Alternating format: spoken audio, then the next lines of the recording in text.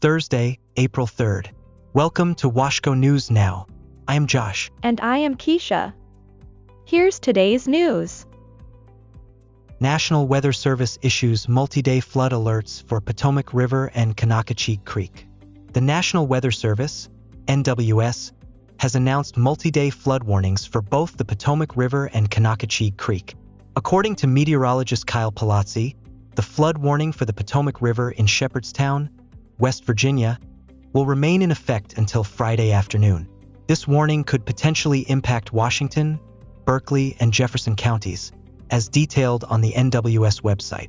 Specific areas highlighted include Hancock, Shepherdstown, Harpers Ferry, and Paw Paw in West Virginia, with minor flooding anticipated in these regions. The flood warning for Conococheague Creek at Fairview in Washington County is set to last until 9 p.m. Thursday, according to Palazzi and the NWS online flood warning. Washington County Highway Department announced the closure of Crespond Road near Conococheague Creek and Pectonville Road at Licking Creek due to high water on Wednesday morning.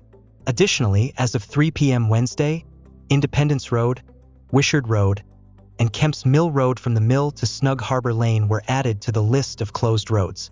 Motorists are strongly advised to avoid flooded roads and refrain from attempting to drive through them, as emphasized in the NWS flood warning, which highlights that most flood-related fatalities occur in vehicles.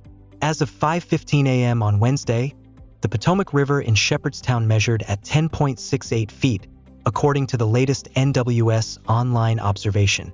The warning notes that when the flood stage in that region reaches 15 feet, River Road becomes flooded in low areas between Shepherdstown and Harpers Ferry, with significant parts of the Chesapeake and Ohio Canal National Historical Park's towpath flooding between McMahon's Mill and Dam No. 4.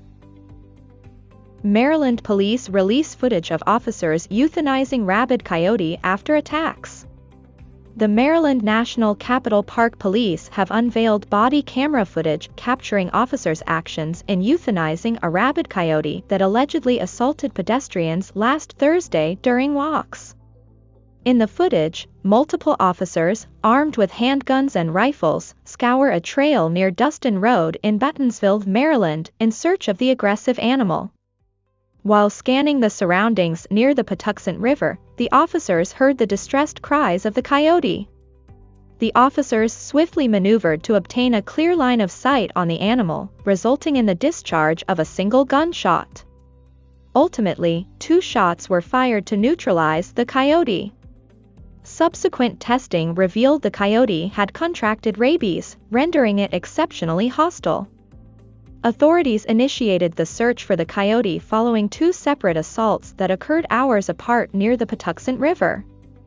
The initial attack transpired shortly before 10 a.m. Thursday, when a woman walking her dog on Patuxent Drive encountered the coyote. Later the same day, at 4:45 p.m., another woman engaged in a confrontation with the coyote and managed to injure it with a knife on Bell Road in Bettonsville. Approximately 3 hours after the second incident, authorities located and euthanized the animal. Police are advising residents to refrain from approaching any coyotes they may encounter and to promptly notify emergency services by dialing 911. Washington County gears up for flood disaster drills amid challenging weather conditions. Emergency management teams in Washington County brace for potential flood disaster amid challenging weather conditions.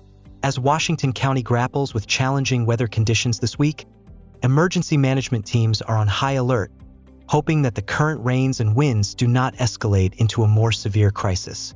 In preparation for the possibility of a flood disaster, crews are gearing up to conduct rehearsals later this month along the shores of the Potomac River. The recent collapse of the Francis Scott Key Bridge in the Patapsco River in Baltimore served as a stark reminder of the importance of readiness. Anticipating the persistent threat of high water near Brunswick, where flooding is a recurring concern, county officials have been actively coordinating with neighboring jurisdictions. Kevin Lewis, Deputy Director of Washington County Emergency Services, emphasized the necessity of collaboration across Loudoun, Jefferson, and Frederick counties to effectively respond to potential crises. We're targeting a remote area of South County, over the Potomac and along the C&O Canal, Lewis stated.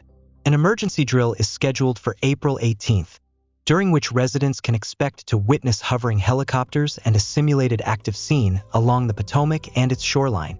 Cody Swope, acting director for Washington County Emergency Management, stressed the importance of preparedness and testing capabilities alongside local, state, and federal resources.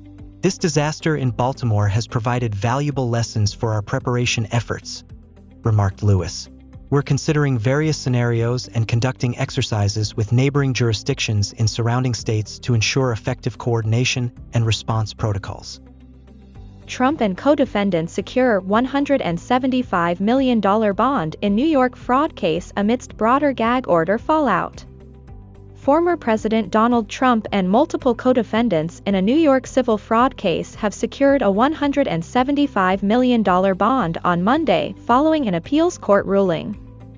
This ruling exempted them from the initial requirement of posting $454 million to prevent New York Attorney General Letitia James from seizing their assets.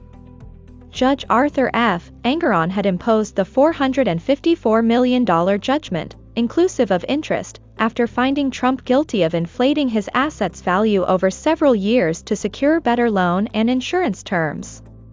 Trump's sons Eric and Don Jr. also faced judgments exceeding $9 million collectively, while former Trump Organization executive Allen Weisselberg was ordered to pay over $1 million.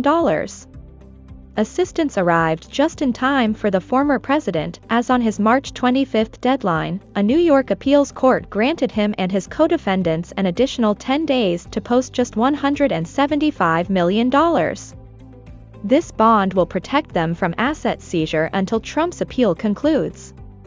The bond was furnished by Knight Specialty Insurance Company, meeting New York's bond requirements, as indicated in a court filing on Monday. This aid followed Trump's plea to the appeals court on March 18, where he argued that obtaining a $464 million bond was practically impossible. Trump's team had approached 30 bonding companies, none of which were willing to issue such a bond without cash or cash equivalents as collateral. They sought an order blocking James from collecting without posting a bond during their appeal. In a separate New York court case on Monday, Trump faced a broader gag order after repeatedly targeting the judge's daughter in social media posts. This case involves 34 felony counts of falsifying business records related to a hush money payment to adult film actress Stormy Daniels before the 2016 election. The trial is slated to commence on April 15. Judge Juan Merchan's late Monday order prohibits Trump from making public statements about the judge's or Manhattan District Attorney Alvin Bragg's family members if these statements significantly interfere with the case. Trump's recent posts targeted the judge's daughter, Loren Merchan, branding her as a rabid Trump hater and highlighting her role in a marketing agency working with Democratic candidates and nonprofits. Merchan expanded his earlier gag order, stating that Trump's attacks on a judge or prosecutor's family members undermine the rule of law. He also warned Trump that any right he has to access juror names would be forfeited if his conduct jeopardizes the jury or selection process's safety and integrity. And that's your Washco News for today. Don't forget to subscribe so you don't miss out on the latest news in our region.